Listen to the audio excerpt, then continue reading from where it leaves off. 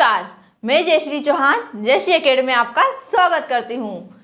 आज मैं लेकर आई हूँ आपके लिए बायोलॉजी का एक बहुत ही मज़ेदार टॉपिक जिसका नाम है तंत्रिका तंत्र अर्थात नर्वस सिस्टम। नर्वस सिस्टम के बारे में आज हम जानने वाले हैं कि नर्वस सिस्टम क्या होता है, ये कैसे काम करता है। अब ये जो नर्वस सिस्टम तंत्रिका तंत्र हमारे, सबसे पहले इसको तोड़ लेते। तंत्र तो तंत्र क्या हो गया, समूह को कहते हैं तंत्र। अब तंत्रिका क्या होती है? तंत्रिका जो हमारे संवेगों को, हमारे जो अचानक होने वाली क्रिया है उसका सबका नियंत्रण करती है। जैसे कि हमारी कभी भी हमें लाइट आएगी, कहीं से लाइट आई, एकदम से तेज रोशनी आई तो पलक झपकेगी हमारी, तो उसका नियंत्रण कौन करेगा? ये तंत्रिका तंत्र। कहीं हमारी गर्म चीज को छुआ या फिर कांटा चुभा, कुछ भी हुआ तो हमारी बॉडी को प्रतिक्रिया कौन देगी? ये तंत्रिका तंत्र के माध्यम से होता है। तो देखते हैं इसकी परिभाषा। हमारे जीवन में होने वाली जो अचानक घटनाएं, आकस्मिक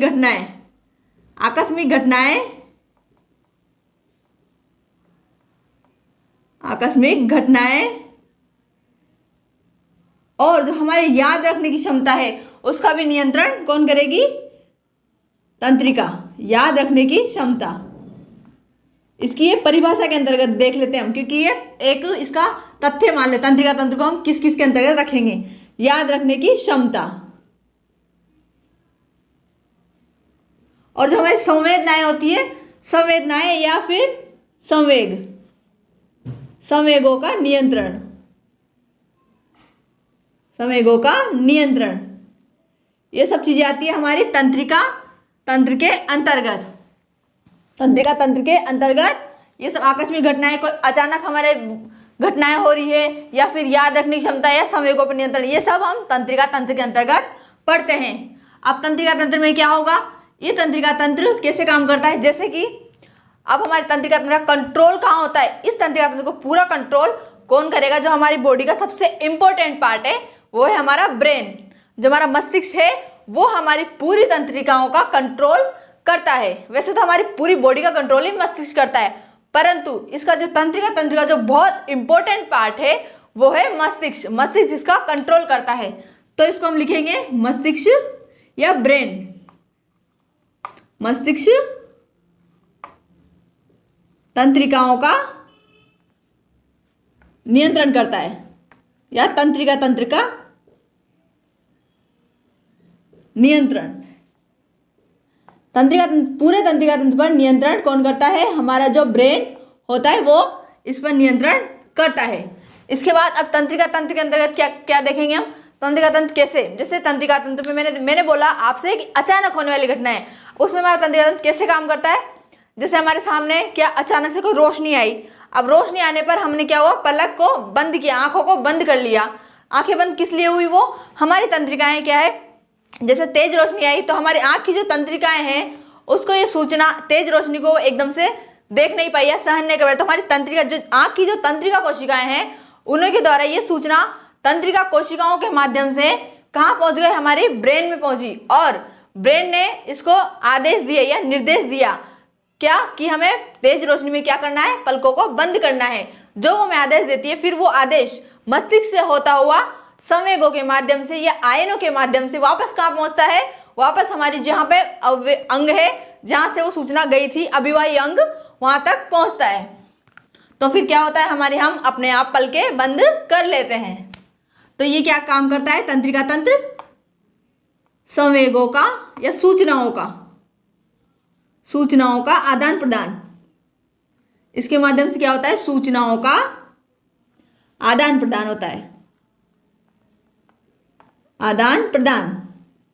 अब इस तंत्रिका तंत्र में क्या होता है? तंत्रिका तंत्र किससे मिलकर बना होता है? ये बहुत सारी तंत्रिका कोशिकाएं होती है वो इसमें पाई जाती है। तंत्रिका कोशिका किससे मिलकर बना होता है? ये सिर्फ तंत्रिका कोशिका से नहीं होता, ये मस्तिष्क, मैंने बोला ना तो सूचनाओं का आदान प्रदान। सूचनाएं कहाँ से कंट्रोल होती है? मस्तिष्क से, अच्छा ब्रेन से कंट्रोल होती है। तो इसके अंतर्गत कौन कौन से भाग आएंगे? मस्तिष्क आ जाएगा, मस्तिष्क और मेरुरज्जु। अब देखते हैं, अभी मेरुरज्जु को भी समझते हैं कि मेरुरज्जु क्या होता है। एक तो मेरुरज्जु, मस्तिष्क और तंत्रिका कोशिका, इन सब अंगों को या इन सब जो अंग है या ये सब ऑर्गन है इनको शामिल किया गया तंत्रिका तंत्र के अंतर्गत तंत्रिका कोशिका, इसकी में आएगा तंत्रिका कोशिका। कोशिका से मिलकर बना होता है, से मिलकर बना होता है। किससे बना होता है? तंत्रिका तंत्र मस्तिष्क, मेरुरज्जु और तंत्रिका कोशिकाओं से मिलकर बना होता है। मस्तिष्क का हमने देख लिया कि एक कंट्रोल पार्ट करता है। अब मेरुरज्जु क्या करता है? मेरुरज्जु सूचनाओं को मस्तिष्क तक पहुंचाने का काम करता है। मस्तिष्क ये इसका मध्य का है, मतलब मस्तिष्क मध्य का पार्ट है इसका, ये मेरुरज्जु स्पाइनल कॉर्ड। ये कहाँ पाया जाता है मेरुरज्जु? ये हमारे जो मस्तिष्क है, मस्तिष्क का पार्ट है। मस्तिष्क का जो अग्र मस्तिष्क है, अग्र मस्तिष्क का जो मेडुला, अग्र मस्तिष्क या जो हमारे मस्तिष्क का जो मेडुला ऑब्लिगेटा पार्ट है उससे जुड़ा होता है। और जो हमारी स्पाइनल कॉर्ड, हमारी जो रीढ़ की हड्डी है, वो आगे वो रीढ़ की हड्डी होती है, वो किससे जुड़ी होती है? ये मेरुरज्जु से जुड़ी होती है। और ये कौन सा पार्ट होता है? ये हमारा बेलनाकार पार्ट होता है, जो हमारे गर्दन में पीछे पाया जाता है, यहाँ पे पीछे पाया जाता है ये। तो इसके बाद ये हो गया तंत्रिका कोशिका। अब बात करते हैं ये तंत्रिका तंत्र को हम कितने भागों में बांटेंगे। तंत्रिका तंत्र की भागों की बात कर लेते हैं। इसको हम चार्ट के माध्यम से देखेंगे कि चार्ट कैसे कितने भागों में बांटा गया है। ये हमारा हुआ, ये तंत्रिका तंत्र को हमने 3 भागों में बांटा। तंत्रिका तंत्र को हमने 3 भागों में बांटा। कौन कौन से? केंद्रीय तंत्रिका तंत्र, केंद्रीय तंत्रिका तंत्र,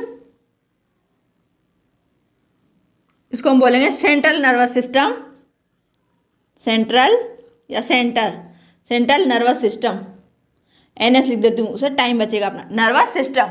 इसके बाद परिधीय तंत्रिका तंत्र, परिधीय तंत्रिका तंत्र, इसको बोलेंगे peripheral, peripheral nervous system, nervous system. इसके बाद आता है लास्ट या थर्ड स्वायत्त तंत्रिका तंत्र, स्वायत्त। अब हिंदी के नाम तो ऐसे होंगे, क्योंकि हिंदी के नाम तो ऐसे होते हैं अजीब अजीब से, जो हमें याद होने में प्रॉब्लम होती है, तो हम क्या करेंगे, हम इंग्लिश के नाम भी याद कर लेंगे। Central nervous system, peripheral nervous system, और इसका पहले इसका हिंदी में देखते हैं पहले, स्वायत्त तंत्रिका तंत्र।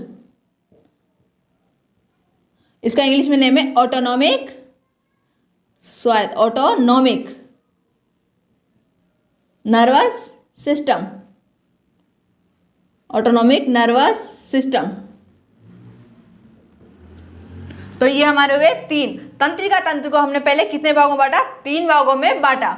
इसके बाद जो केंद्रीय तंत्रिका तंत्र है, अब ये तंत्रिका तंत्र क्या होता है? हमारी पूरी बॉडी में फैला होता है, क्योंकि हमें संवेदनाएं तो पूरी बॉडी में होती है, संवेदनाओं के ग्रहण हम कहीं से भी कर सकते हैं। जैसे अब कहीं बात करते हैं हम कांटे, हमारा कांटा चुभा, कांटा पैर में चुभा, अब पैर के अंगूठे के बिल्कुल कोने वाले भाग पे चुभाना, तब भी हमें हमारा मस्तिष्क तक ये सूचना पहुंच जाएगी। इसलिए जो हमारा तंत्रिका तंत्र है पूरी बॉडी में फैला होता है। ये तो तंत्रिका कोशिकाएं हैं, पूरी बॉडी में हर पार्ट में हमारी तंत्रिका कोशिकाएं पाई जाती है, तभी तो हम इतने संवेदनशील होते हैं।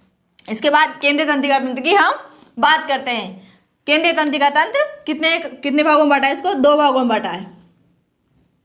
केंद्रीय तंत्रिका तंत्र के अंतर्गत 2 भाग आते हैं, या हमारी बॉडी के जो 2 पार्ट आते हैं। कौन कौन से?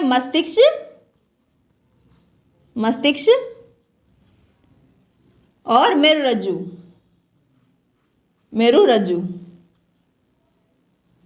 मस्तिष्क ब्रेन और मेरुरज्जु स्पाइनल कॉर्ड।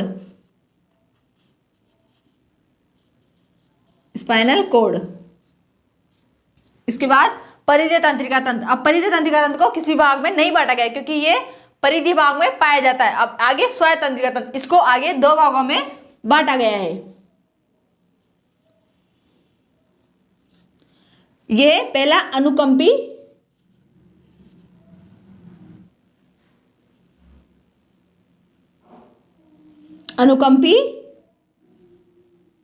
तंत्रिका तंत्र, इसको बोलेंगे सिंपैथिक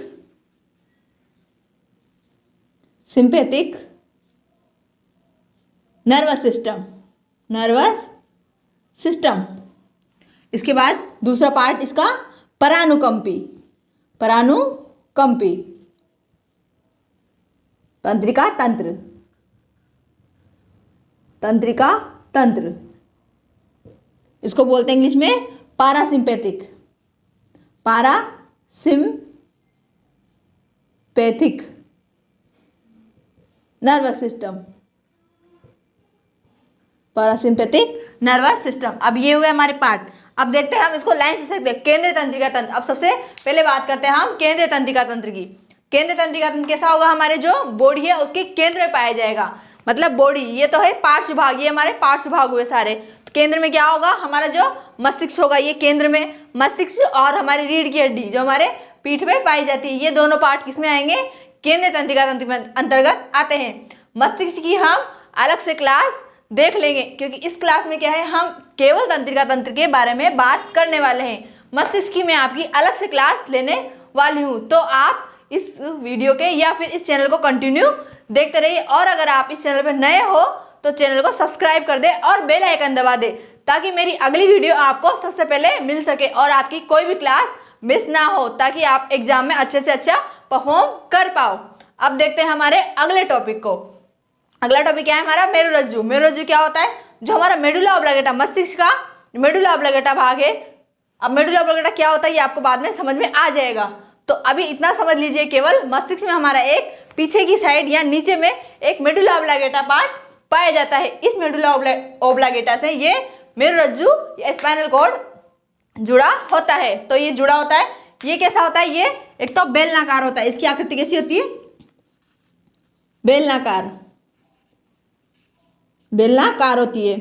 ये क्या काम करता है?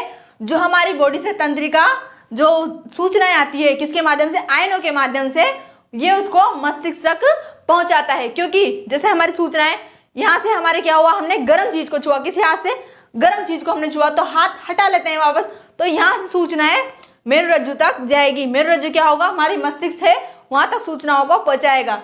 मेरुरज्जु क्या करता है? जो हमारी संरचनाएं होती है उसको रासायनिक तौर पे ग्रहण करता है, मतलब रसायन के रूप में हमें ग्रहण करता है। क्योंकि हमारी बॉडी में ऐसा तो होगा नहीं कि करंट है, हमारी बॉडी में तार तो जुड़ नहीं रहे, हमारी बॉडी में क्या है? केमिकल पाए जाते हैं। तो ये क्या होता है? रासायनिक रूप से जो सूचना है वो रासायनिक रूप से हमारे बॉडी में गमन करती है या परिवहन करती है। ये बेलनाकार होता है। ये क्या करता है? सूचनाओं को मस्तिष्क तक पहुंचाता है, सूचनाओं को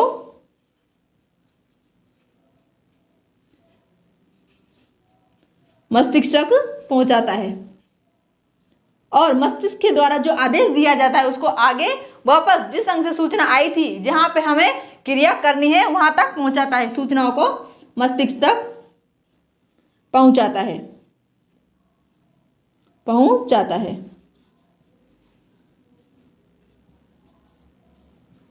और ये जो मेरुरज्जु होता है, ये कभी कभी क्या होता है, जैसे ये इसके लिए तो ये सूचनाएं पहुंचाएगा, परंतु जो ये परिधीय तंत्रिका तंत्र या फिर ये हमारे शरीर की जो अंग होते हैं उसमें जो कभी कभी संवेग होते हैं ना, संवेग, उनको क्या करता है? ये संवेग को ग्रहण करता है और यही सूचनाओं को वापस बदल के अभिवाही अंग तक पहुंचा देता है। इसके बाद हम बात करते हैं परिधीय तंत्रिका तंत्र, पेरिफेरल नर्वस सिस्टम की बात करते हैं। अब इसके अंतर्गत कौन कौन आएंगे? ये जो हमारे मस्तिष्क से, मस्तिष्क और मेरुरज्जु के जो पार्श्व भाग में आएंगे, पार्श्व भाग में पाए जाते हैं, उनको हम परिधीय तंत्रिका तंत्र के अंतर्गत लेते हैं।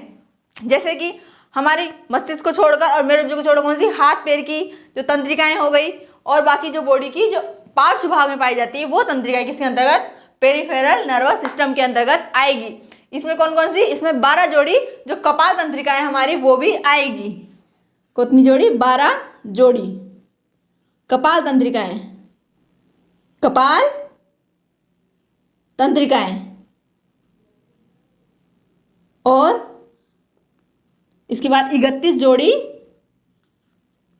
जो मेरुरज्जु तंत्रिकाएं, जो मेरुरज्जु से निकली होती है, मेरुरज्जु तंत्रिकाएं, मेरुरज्जु तंत्रिकाएं, ये सब किसके अंतर्गत आएगी? ये परिधीय तंत्रिका तंत्र के अंतर्गत आती है। इसके बाद बात करते हैं स्वायत्त तंत्रिका तंत्र। अब ये स्वायत्त तंत्रिका तंत्र की स्वायत्त से अर्थ लेते हैं हम ऑटोनोमिक। ऑटोनोमिक में मतलब स्वायत्त, अर्थात अपने आप होती है, ये क्रियाएं अपने आप, मतलब अपने आप नियंत्रण होती है। तो इसमें 2 पार्ट में बांटा गया है, अनुकंपी तंत्रिका तंत्र और परानुकंपी तंत्रिका तंत्र। इसमें दोनों क्रियाओं को शामिल किया गया है। अब आपने सुना होगा एक क्रिया जैसे अनैच्छिक और ऐच्छिक, इसका मतलब अनैच्छिक क्रिया और ऐच्छिक क्रिया, इसको मैं यहाँ पे लिख देती हूँ। एक तो होता है अनैच्छिक क्रिया और एक होती है ऐच्छिक क्रिया। इसमें क्या अंतर है? ऐच्छिक अर्थात जो हमारी इच्छा से होती है, एक तो होता है ऐच्छिक जो हमारी इच्छा से होती है, हम चाहते हैं वही होता है, और अनैच्छिक जो हमारी इच्छा से नहीं होती है। मतलब जैसे कि मैं आपको समझा रही हूँ, पढ़ा रही हूँ, ये मेरे पेन से मैं लिख रही हूँ, या फिर आपको कुछ बोल रही हूँ, ये मेरी इच्छा के अकॉर्डिंग हो रहा है। क्यों? मैं जितना चाहूँगी उतना बोलूँगी, मैं जो चाहती हूँ वो बोर्ड पे लिखूँगी, मैं समझाऊंगी वो भी मेरी सब मेरी इच्छा से हो रहा है। आप मेरी क्लास को देख रहे हो, ये आपकी इच्छा से हो रहा है। ये क्या होता है? ऐच्छिक क्रिया के अंतर्गत आता है। और अनैच्छिक क्रिया के अंतर्गत क्या क्या आएगा? जैसे आएगा हमारी हृदय की धड़कन। अब इसको हम कंट्रोल तो नहीं कर सकते ना हमारी इच्छा कि हमारी इच्छा बढ़ गई, आज मेरा हृदय की धड़कन या श्वास लेने का मन नहीं कर रहा है तो नहीं करेंगे, ये हमारी इच्छा से, ये तो ऐसा तो हो नहीं सकता ना। और ऐसा भी होता है, इसमें क्या आता है? और एक पलक झपकाना। पलक झपकाना भी हमारी अनैच्छिक क्रिया के अंतर्गत आता है। कैसे? क्योंकि हमें पता ही नहीं होता हम दिन में कितनी बार पलक झपका लेते हैं, उस पर हमारा नियंत्रण होता ही नहीं है। हमें पता ही नहीं होता कि हम कितनी बार पलक झपका लेते हैं, क्योंकि हमारे अनैच्छिक क्रिया के अंतर्गत आता है, हमारी इच्छा से नहीं होता है। हमें पता, ये हमारी बॉडी अपने आप कंट्रोल करती है। अब जैसे कि हमने एक क्रिया होती है हमारे भोजन। अब भोजन करना तो हमारे उसमें होता है कि हम भोजन कितना कर रहे हैं, कब कर रहे हैं। हमारी बॉडी तो हमसे बोल नहीं रही ना कि तुम भोजन करो, तो भोजन तो करना हमारी इच्छा से होता है। पर भोजन का पाचन और भोजन को जो उत्सर्जन, वो सब किससे होता है? वो अनैच्छिक क्रिया के अंतर्गत आता है। अनैच्छिक क्रिया कैसे? क्योंकि पाचन होगा। अब पाचन ऐसा तो है नहीं कि मेरी मर्जी बढ़ गई आज मैं पाचन ही ना करूं, ऐसा तो होगा नहीं। तो क्या होगा? ये सब अनैच्छिक क्रिया के अंतर्गत भोजन का पाचन, श्वसन, जितने भी तंत्र आते हैं, अभी तक आपने जितने भी तंत्र पढ़े और आगे आने वाले जितने भी तंत्र हैं, सब तंत्र किसके अंतर्गत आते हैं? मानव शरीर के पूरे संपूर्ण तंत्र अनैच्छिक क्रिया के अंतर्गत आते हैं, क्योंकि इन पर हमारा कोई कंट्रोल नहीं होता है। और ऐच्छिक क्रिया के अंतर्गत जो हमारी इच्छा से होती है, अपन चल पा रहे हैं, अपन दौड़ पा रहे हैं, मैं बोल रही हूँ या फिर मैं पढ़ा रही हूँ, अपन खाना खाते हैं, पानी पीते हैं, हमें प्यास लगती है, सब हमारी इच्छा से होता है, तो ये ऐच्छिक क्रिया के अंतर्गत आएगी। क्योंकि हम कितने ही कमजोर हो जाए, अगर हम नहीं चाहेंगे कि मुझे आज खाना नहीं खाना है तो हम नहीं खा सकते, ये हमारी इच्छा पे डिपेंड करता है। तो ये सब ऐच्छिक क्रिया के अंतर्गत आती है। अब ऐच्छिक क्रिया, ये अनैच्छिक क्रिया को हम लेंगे अनुकंपी तंत्रिका तंत्र। अनैच्छिक क्रिया आएगी, अनैच्छिक क्रिया आती है अनुकंपी तंत्रिका तंत्र के अंतर्गत। और ऐच्छिक क्रिया आती है परा अनुकंपी तंत्रिका तंत्र के अंतर्गत। इसको इंग्लिश में बोलते हैं वॉलेंटिक, इसमें बोलते हैं वॉलेंट्री, और इसको इनवॉलेंट्री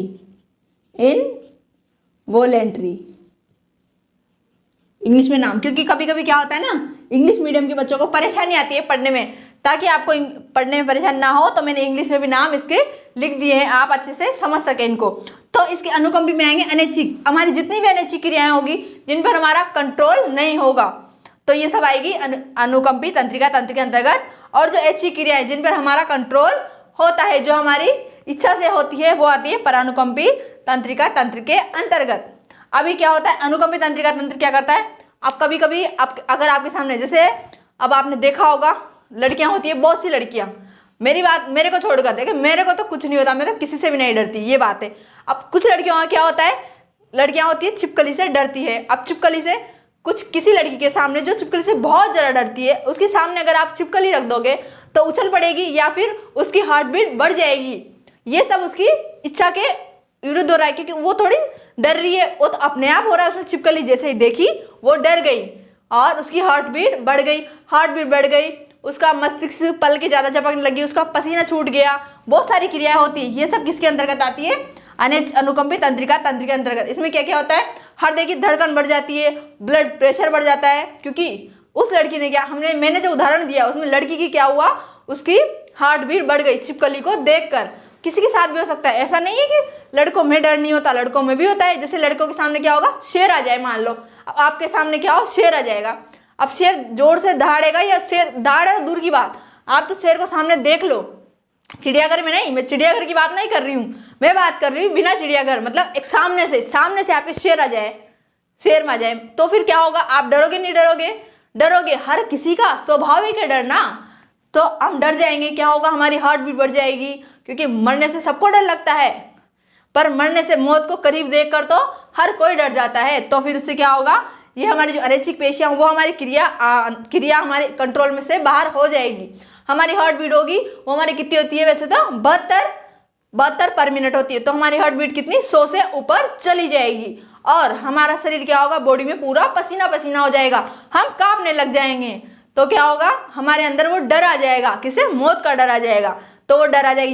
ये सब जितनी भी क्रिया अभी तक मैंने बताई किसके अंतर्गत आती है, ये सब अनैच्छिक क्रिया के अंतर्गत आती है, अनैच्छिक क्रिया के अंतर्गत आती है। इसमें सभी क्या होगा, अब इसमें इसके बाद ये अनैच्छिक क्रिया होगी, फिर बाद ये ऐच्छिक। अब परानुक्रमिक तंत्रिका तंत्र में क्या होता है, जितनी भी अनैच्छिक क्रिया हुई ये सबको कंट्रोल अर्थात नॉर्मल कंडीशन में लाने का काम करता है। जैसे क्या हुआ, अब मैंने एक उदाहरण दिया था अभी, लड़की का, छिपकली को देखकर वो डर गई, अब उसने किसी को बुलाया, उसके घर में उसका कोई बड़ा भाई होगा या छोटा भाई होगा, उसने उस छिपकली को भगा दिया या दूर भगा दिया, तो उसने क्या किया, चैन की सांस ली, नॉर्मल हो गई वो, तो उसकी सारी हार्ट बीट नॉर्मल हो गई, वो उसकी थोड़ी स्थिति थी, वो पसीना, थोड़ा डर गई थी, वो डर भी कम हुआ। वो सब किसके अंतर्गत पड़ेंगे, किसके अंतर्गत आते हैं, परानुकंपी या पैरासिम्पैथिक नर्वस सिस्टम के अंतर्गत आते हैं। और शेर का क्या हुआ, वो शेर का पेट पहले से भरा था, सिर्फ वो आपको डराने आया था, ये मान लो आप डराने आया था आपको, तो फिर वो डराने आया था, तो फिर शेर ने सोचा कि शेर चला गया, शेर ने सोचा मैं तो नहीं खाऊंगा, मेरा पेट भर चुका है, मैं नहीं खा रहा किसी को भी, तो फिर वो चला गया। उससे क्या होगा, आपने राहत की सांस ली, राहत की सांस ली, भगवान आज तो बचा लिया। तो फिर क्या हुआ, ये सब क्रियाएं जो नॉर्मल हुई, हमारी जो हार्ट बीट बढ़ गई थी वो नॉर्मल हो गई, हम डर से कांप रहे थे वो नॉर्मल हो गए, हमने चैन की सांस ली, हमारी जो ब्रेन था, वो जो मौत का डर था वो हमारे ब्रेन से चला गया, वो सब नॉर्मल हो गया कंडीशन। तो ये नॉर्मल करने की जो कंडीशन आती है वो कौन सी तंत्रिका तंत्र के अंतर्गत, मतलब जो तंत्रिका कोशिकाएं होती है हमारी, वो इसका किसका कंट्रोल करती है, वो परानुकंपी तंत्रिका तंत्र के अंतर्गत आती है। मतलब ये तो हमारी अनैच्छिक क्रियाएं जो हमारी कंट्रोल अंतर्गत नहीं होती, जैसे हमारी पुतलियों को फैला दे, डर के कारण क्या होता है, हमारी पुतलियां फैल जाती है, हमारी आंखों की पुतलियां फैल जाती है, ये तो हमारे जो अनकंट्रोल कंडीशन होती है उसमें आती है, और ये हमारी जो कंट्रोल कंडीशन है, नॉर्मल कंडीशन है, उसके अंतर्गत इसको हम लेते हैं।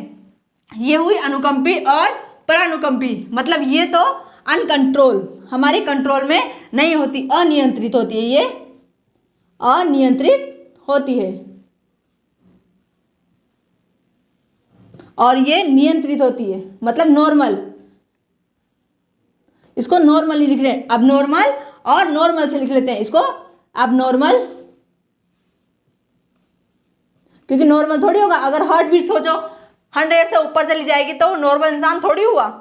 आप डॉक्टर के पास जाना, एक बार चेक कराना, अगर आपकी हार्ट बीट 100 से ऊपर है तो आपको वो क्या बताएगा कि इनको तो अटैक आ जाएगा, या फिर वो कंडीशन, वो जैसे हार्ट बीट बढ़ जाती है ना, उसमें बीमारी, जो बीमारी हार्ट संबंधित होगी वो आपको हो सकती है, और डॉक्टर पक्का आपको उस समय ट्रीटमेंट देगा, या फिर कहेगा वो कि आप तो भर्ती हो जाओ, सीधा यही कहेगा। डॉक्टर का क्या है, नॉर्मल, वो कभी बीमारी देख के पेशेंट को सलाह नहीं देता कि आप घर पर जाओ। अब नॉर्मल, ये होगा नॉर्मल, ये होगी normal, normal condition, abnormal condition, ये एबनॉर्मल कंडीशन होती है, इसको नॉर्मल करने का काम परानुकंपी करता है, ये एबनॉर्मल कंडीशन हो गई है हमारी। इसके बाद हमने देखा केंद्रीय मस्तिष्क के बारे में हम देख ही लेंगे अगली क्लास में, और मेरुरज्जु के बारे में हमने देख ही लिया कि ये भी सूचनाओं का क्या करता है, जो केंद्र होता है, जो नियंत्रण होता है, जो हमारी ये सूचना है परिधीय, जो हमारी संवेदी अंग से आती है, कहाँ से, अनुकंपी परानुकंपी के अंतर्गत आई ना। जैसे कैसे, हमने अब एक अलग से उदाहरण देते हैं इसको मेरुरज्जु को समझने के लिए, अलग से उदाहरण, जैसे हमने देखा, हमने हमारे सामने क्या, हमारा हाथ किसी, हमें पता नहीं है कि वो भगोनी या फिर गैस पे कोई चढ़ा हुआ है भगोनी, हमने सोचा ठंडी होगी, हमने क्या उसको हाथ लगा लिया, हाथ लगाते झट से हटा लिया, तो वो झट से हटाया कैसे, वो सूचना कैसे आई, क्या हुआ, पहले तो हमने हमारी जो यहाँ की जो हाथ की जो यहाँ से लगाया हमने उसको भगोनी को हाथ लगाया, तो यहाँ से जो तंत्रिका कोशिका है, क्योंकि मैंने बताया था आपको जो तंत्रिका कोशिका है बॉडी के हर पार्ट में पाई जाती है, छोटे से छोटे पार्ट में, हमारे कान की पेशियों में, मस्तिष्क की पेशियों में, हमारे हाथ की पेशियों में, हमारे पैर की उंगली की आगे की जो पेशी होती है, आगे की जो त्वचा होती है, सब में पाया जाता है। कौन सा? तंत्रिका कोशिका सब में पाई जाती है। यहाँ की तंत्रिका कोशिका क्या हुआ, अब ये हाथ है, यहाँ समझाती मैं आपको, ये हाथ बना के, अब मुझे इतना तो अच्छा हाथ आता नहीं है, ये हमारा हाथ हो गया, मान लो ये यहाँ से हाथ से जो कोशिका, यहाँ से टिप्स, ये हमारी टिप्स हो गई, हाथों की जो टिप्स, यहाँ से सूचनाएं गई और यहाँ से सूचनाएं जाती हुई कहाँ तक पहुँच गई, हमारी जो मेरुरज्जु है वहाँ तक सूचनाएं पहुँच गई, मेरुरज्जु से सूचनाएं पहुँची, कहाँ तक? मेरुरज्जु तक पहुँची। तो मेरुरज्जु ने क्या किया, इन सूचनाओं को क्या किया, ग्रहण किया, इन सूचनाओं को ग्रहण करके वापस क्या कहा कि ये गर्म है, इसने कहा, मतलब जो क्रिया हुई हमारी, क्या हमने हाथ लगाया, हम उसको, अगर सूचना हमारे पास नहीं पहुंचेगी तो हम हाथ कैसे हटाएंगे, क्योंकि तंत्रिका तंत्री हमारी जो सूचना है उसको कंट्रोल करता है। यहाँ से सूचना गई किसके माध्यम से? रसायन के माध्यम से गई, यहाँ से सूचना जाती हुई मेरुरज्जु तक गई।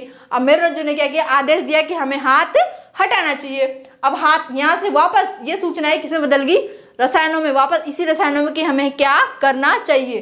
तो यहाँ से वापस सूचनाएं गई किसके? हमारे हाथ की जो उंगलियां हैं उसके आगे की, उसकी टिप्स तक गई, तो ये आगे की पूरी ये यहाँ तक गई और हमने हाथ हटा लिया। पर ये पूरी प्रक्रिया जो भी आपको ये दिख रही है, ये इतने माइनर सेकंड में होती है, इतने छोटे सेकंड में कि हमें पता ही नहीं चलता, क्योंकि तंत्रिका कोशिकाएं बहुत फास्ट होती है, हमारा मस्तिष्क बहुत जल्दी काम करता है, पर वो क्या होता है ना, हम काम लेना ही नहीं चाहते। पर तंत्रिका कोशिकाएं तो बहुत फास्ट काम करती है, क्योंकि तंत्रिका कोशिकाओं को हमारा कंट्रोल नहीं होता है, इसलिए वो बहुत जल्दी काम करती है। और ये सारी जो प्रक्रिया है, अभी जो हाथ से मैंने समझाया, ये जो हाथ से तंत्रिकाएं गई, मेरुरज्जु तक गई और ये सब गई, ये क्या होता है, इसको एक बार देख लेते हैं। रसायनों के माध्यम से जाती है ना, ये रसायनों के माध्यम से। तो कैसे? ये तंत्रिका कोशिका मान लो, ये यहाँ से, ये एक तंत्रिका कोशिका, अभी तंत्रिका कोशिका की संरचना को हम बाद में देखेंगे, पहले हमारे ये हाथ से यहाँ पे एक तंत्रिका कोशिका पाई जा रही है। इस तंत्रिका कोशिका में क्या होता है, बाहर की साइड होता है Na+, 3 Na+ होते हैं, और अंदर की साइड जो होते हैं 2 पोटेशियम प्लस, सोडियम प्लस और पोटेशियम प्लस, ये आयन होते हैं, ये आयन पाए जाते हैं। ये आयन कहाँ होते हैं? आयन। अब ये सूचना यहाँ से क्या हुआ, गर्म चीज को छुआ, तो गर्म चीज ने इस आयनों के माध्यम से ग्रहण किया, क्योंकि जब भी हमारी जो तंत्रिकाएं काम करती है, वो जो तंत्रिका होती है ये इन रसायनों के ऊपर चलती है। कि किस रसायनों पर? सोडियम प्लस और 3 सोडियम प्लस और 2 पोटेशियम प्लस, इन दोनों के ऊपर काम करती है। अब ये सूचना है, तो ये बाहर की साइड पाई जाती है, ये अंदर की साइड पाई जाती है। तो ये सूचना इनके माध्यम से गई, यहाँ से सूचना गई कि ये वस्तु गर्म है।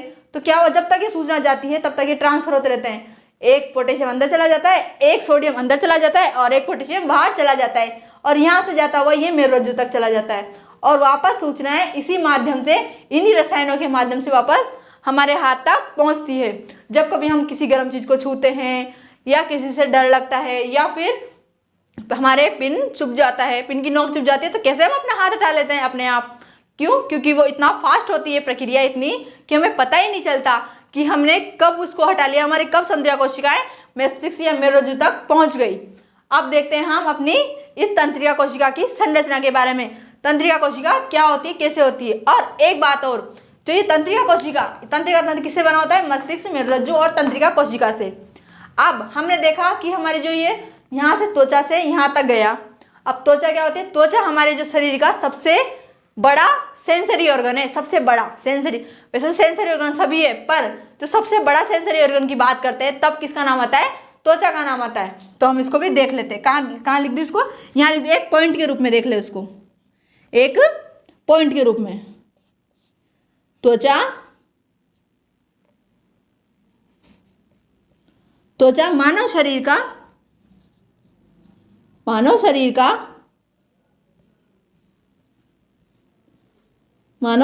का सबसे बड़ा सेंसरी ऑर्गन, सबसे बड़ा संवेदी अंग या सेंसरी ऑर्गन, संवेदी अंग होता है। अब देखते हैं हम, ये त्वचा तो हुआ हमारे सबसे बड़ा अंग। अब सबसे बड़ी कोशिका तो अलग, हमारी बॉडी में बहुत सारी कोशिकाएं होती है, सबसे बड़ी कोशिका तो क्या, सबसे बड़ी कोशिका के रूप में तो हम जो यकृत कोशिका उसको लेते हैं। पर अगर बात करें वहाँ सबसे लंबी कोशिका की, जो हमारी बॉडी की सबसे लंबी कोशिका होती है उसको, तो वो उसमें किसका नाम होता है, हमारी जो ये तंत्रिका कोशिका जो हम पढ़ रहे हैं आज अभी, तंत्रिका कोशिका, उसको सबसे लंबी कोशिका के अंतर्गत लेते हैं। तो तंत्रिका कोशिका क्या हुई, सबसे लंबी कोशिका। मानव शरीर की सबसे लंबी कोशिका कौन सी है, तंत्रिका कोशिका। तंत्रिका कोशिका या तंत्रिका सेल। और जो मानव शरीर है, मानव शरीर में तंत्रिका कोशिकाओं की संख्या यूं मान लो अरबों खरबों, बहुत सारी तंत्रिका कोशिकाएं होती है, क्योंकि लाखों कोशिकाएं की संख्या तो हमारे मस्तिष्क में ही पाई जाती है। तो सोचो हमारी पूरी बॉडी में कितनी कोशिकाएं होगी, ये बहुत सारी कोशिकाएं होती है तंत्रिका कोशिका हमारी बॉडी में। अब देखते हैं हम इसकी संरचना की बात करते हैं कि इसमें कितने भाग होते हैं, क्या क्या पाए जाते हैं। आइए अब देखते हैं इसकी संरचना को। आइए दोस्तों, अब पूरी क्रिया को समझने के बाद अब हम चलते हैं तंत्रिका कोशिका की संरचना की ओर। इसको देखते हैं कि ये इसकी संरचना क्या होती है। ये आपको जो दिखाई दे रही है ये क्या है, एक तंत्रिका कोशिका की संरचना है। तंत्रिका कोशिका सबसे लंबी कोशिका होती है। जो मानव शरीर की सबसे लंबी कोशिका है वो किसके अंतर्गत आती है, कौन सी कोशिका है, वो है तंत्रिका कोशिका। ये क्योंकि सबसे लंबी कोशिका है, सबसे लंबी कोशिका, मानव शरीर की सबसे लंबी कोशिका। इसके भाग की बात करते हैं तो ये दो भागों में बटी होती है। ये आगे वाला भाग, ये आगे जो दिखा हुआ है ऐसा कोशिका, ये डेंड्रोइड्स वाला भाग, और ये सारा यहाँ से आगे का पार्ट एक पार्ट, और इसको दूसरे पार्ट, दो पार्ट के रूप में हम इसको पढ़ते हैं। तो देखते हैं सबसे पहले, अब ये जो आपको ये संरचना दिखाई दे रही है, ये संरचना, इस पूरी संरचना को हम क्या बोलते हैं, कोशिका काय। इस पूरी संरचना को सेल बॉडी, क्योंकि एक कोशिका है ना तो ये इसकी बॉडी के रूप में, कोशिका काय के रूप में हम लेते हैं। इसके बाद अब ये जो संरचना, ये जो द्रव दिखाई दे रहा है, ये जो द्रव भरा हुआ है, ये कौन सा, जब ये कोशिका है तो जाहिर सी बात है ये क्या होगा, कोशिका द्रव्य अर्थात साइटोप्लाज्म। ये होगा साइटोप्लाज्म। कहाँ लिखा था, साइटोप्लाज्म, ये साइटोप्लाज्म हुआ। अब साइटोप्लाज्म के अंतर्गत इसकी एक विशेषता है, इस साइटोप्लाज्म में क्या पाए जाते हैं, ये जो कण पाए जाते हैं छोटे छोटे, जो क्या होते हैं, निश्चल कण होते हैं। ये निश्चल कण क्या करते हैं, ये जो साइटोप्लाज्म है इसके रंग को क्या करते हैं, ये भूरा या धूसर रंग करते हैं। क्या काम करते हैं, ये धूसर रंग करते हैं। इसके कलर को धूसर रंग का करते हैं, या ग्रे कलर का। जैसे अपन धूसर को इंग्लिश में कह सकते हैं ग्रे कलर का। कौन सा कलर देते हैं इसको, ग्रे कलर। देखने पर ये कैसा होता है, ग्रे कलर का होता है। इसके बाद जब ये कोशिका होगी तो इसमें एक केंद्रक भी पाया जाएगा, तो ये हुआ हमारा केंद्रक।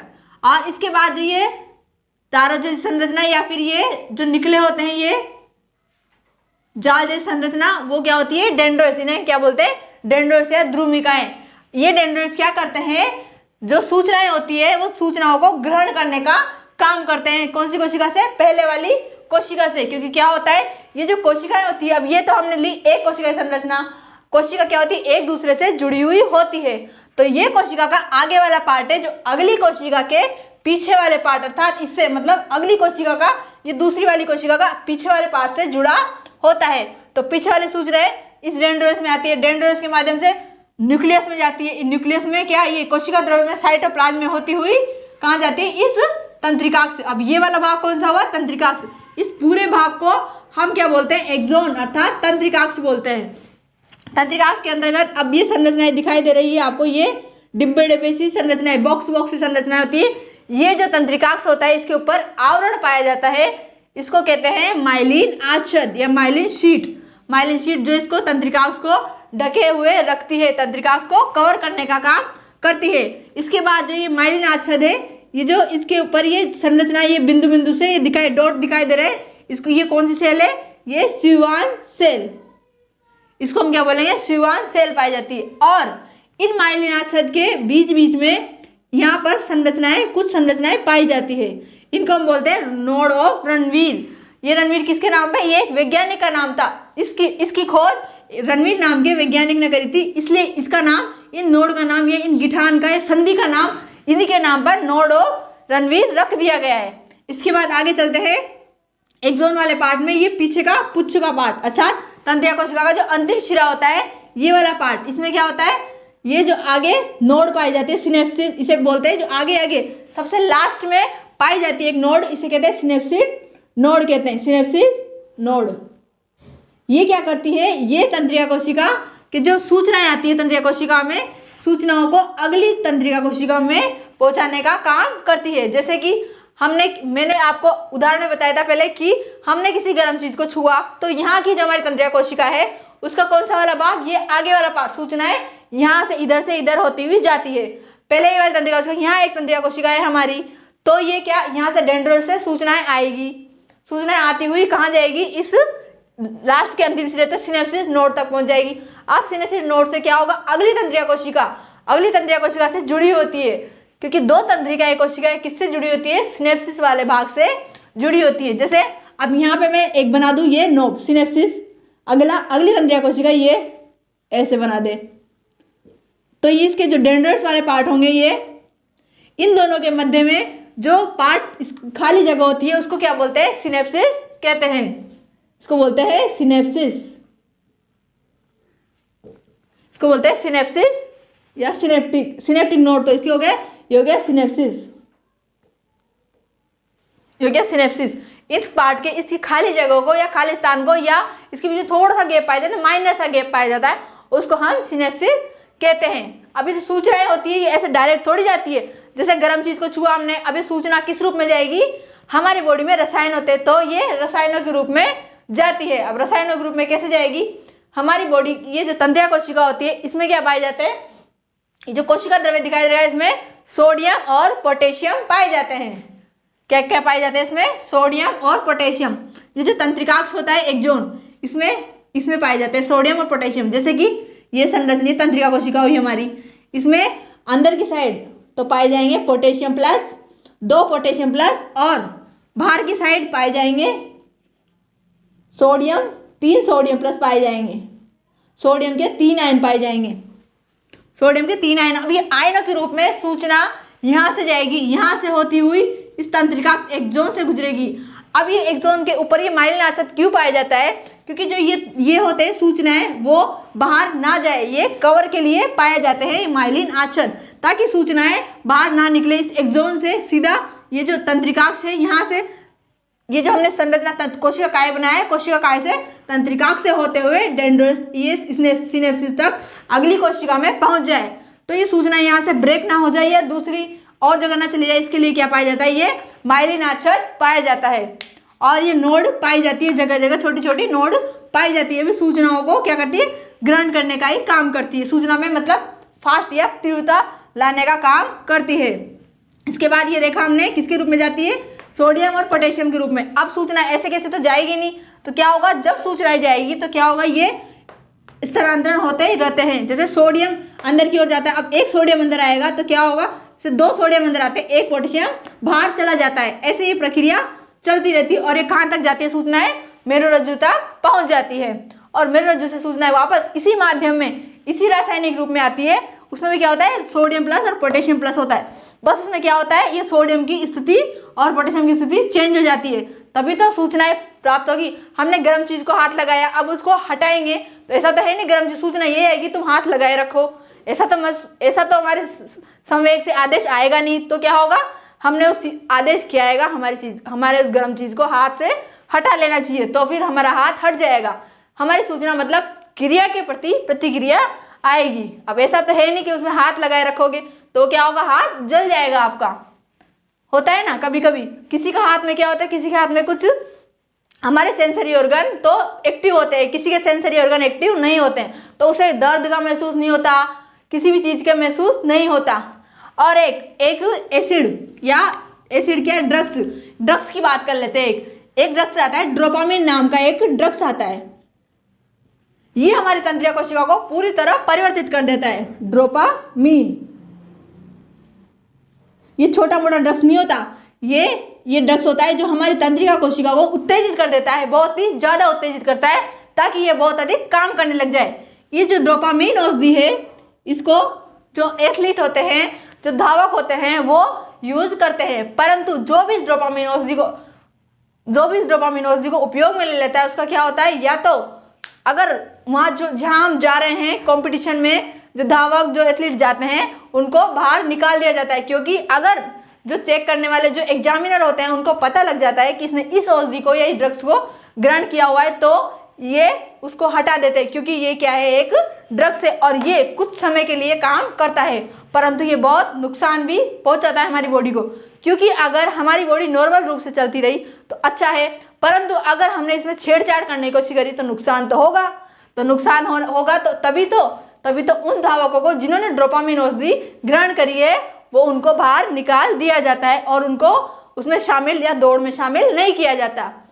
तो इस औषधि का नाम है, ये मार्केट में वैसे भी मिल जाती है परंतु आसानी से नहीं मिलती है। ये डोपामिन नाम की औषधि ये क्या काम करती है, हमारी तंत्रिका कोशिकाओं को उत्तेजित करती है और हमारी जो मांसपेशियां हैं उनको भी फुलाने का काम करती है। तंत्रिका कोशिका के साथ साथ हमारी मांसपेशियों पे भी काम करती है। अब देखा हमने इसकी तंत्रिका कोशिका के बारे में और तंत्रिका कोशिका के कार्य के बारे में, और हमने किसको समझा, एक प्रतिवर्ती चाप को भी समझ लिया। क्योंकि जो हमने इतनी सारी प्रक्रियाएं पढ़ी, हाथ से लेकर पूरे मस्तिष्क से मेरुरज्जु तक वापस हाथ तक सूचनाएं जारी है, तो वो सब सूचनाएं उस सब पूरी प्रक्रिया को हम क्या कहते हैं, प्रतिवर्ती चाप कहते हैं। हम पूरी प्रक्रिया को क्या कहेंगे, प्रतिवर्ती चाप,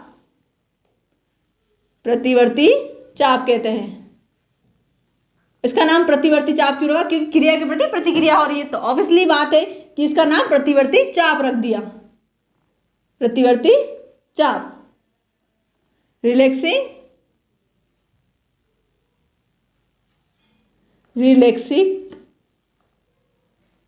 आर्ट, प्रतिवर्ती चाप।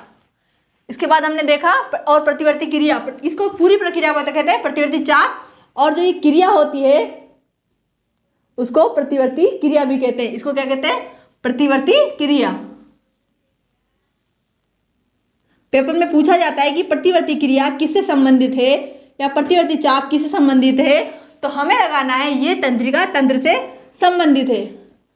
और पेपर में उदाहरण देकर भी क्वेश्चन पूछा जा सकता है। कभी कभी क्वेश्चन दे दिया, मैंने आपको उदाहरण से समझाया था कि कभी कभी उदाहरण दे कि हमारी अचानक आपातकालीन स्थिति आ जाए तो उस समय हमारा सबसे ज्यादा जो एक्टिव पार्ट होगा वो क्या होगा, वो होगा तंत्रिका तंत्र, हमारा सबसे ज्यादा एक्टिव हो जाता है। प्रतिवर्ती क्रिया को इंग्लिश में कहते हैं रिलैक्स एक्टिविटी,